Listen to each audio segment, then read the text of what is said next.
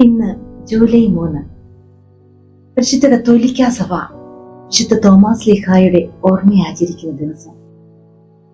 ഇന്നിന്റെ കാലത്ത് സഞ്ചരിക്കുന്ന നമ്മൾ വിശുദ്ധ തോമാസ് ലീഹായുടെ ഓർമ്മകൾ അയവിറക്കുമ്പോൾ ആ പുണ്യാത്മാവിനെ ആഴത്തിൽ അറിയേണ്ടതായിട്ടുണ്ട്.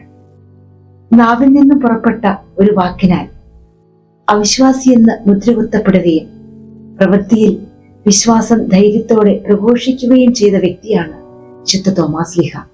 ഈശോ ബിഥാനിയയിലേക്ക് യാത്ര പുറപ്പെടാൻ തുടങ്ങിയപ്പോൾ ജീവനെ പേടിച്ച് ഭയന്ന ശിഷ്യന്മാർക്ക് ധൈര്യം പകർന്നുകൊണ്ട് നമുക്കും അവനോടൊപ്പം പോയി മരിക്കാമെന്ന് പറഞ്ഞ് ഈശോയോടൊപ്പം യാത്ര പുറപ്പെട്ട വ്യക്തിയാണ് വിശുദ്ധ തോമസ്.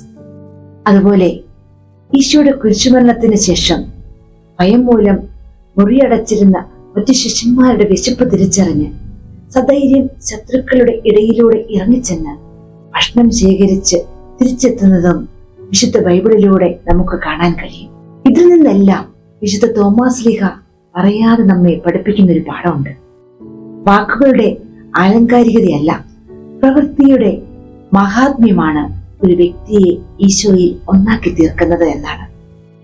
വേദികളിലും തെരുവോരങ്ങളിലും ഘോരഘോരം സുവിശേഷം പ്രഘോഷിക്കുകയും പ്രവൃത്തികളിൽ അതിന്റെ ഒരു കണിക പോലും ഇല്ലാതിരിക്കുകയും ചെയ്യുന്ന കാപട്യത്തെയാണ് വിശുദ്ധ ബൈബിളിൽ അതിർവ്യായാമമെന്ന് വിശേഷിപ്പിക്കുന്നത്. മറ്റുള്ളവരുടെ ആവശ്യങ്ങളിൽ എനിക്ക് എന്ത് ചെയ്യാൻ കഴിയുമെന്ന് ചിന്തിച്ച വ്യക്തിയാണ് വിശുദ്ധ തോമസ്.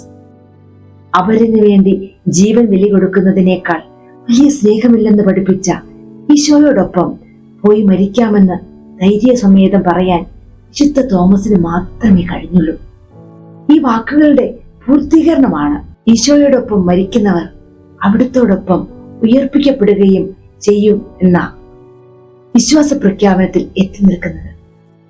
സ്നേഹമുള്ളവരെ, വിശുദ്ധ തോമാസ് ലീഹായെ ഭാരതത്തിന്റെ അപ്പസ്തോലനായി ലഭിച്ചതിൽ അഭിമാനിക്കുന്നതോടൊപ്പം നമ്മുടെ ക്രിസ്തീയ വിശ്വാസം വാക്കുകൾക്ക് അതീതമായ പ്രവൃത്തിയിലൂടെ ആയിരിക്കാനും എന്റെ ജീവിതം ആർക്കെങ്കിലും ഉപകരിക്കുന്നെങ്കിൽ അതാണ് എന്റെ ക്രിസ്തീയ വിശ്വാസ പ്രഘോഷണമെന്ന് തിരിച്ചറിയാനും നമുക്ക് കഴിയണം.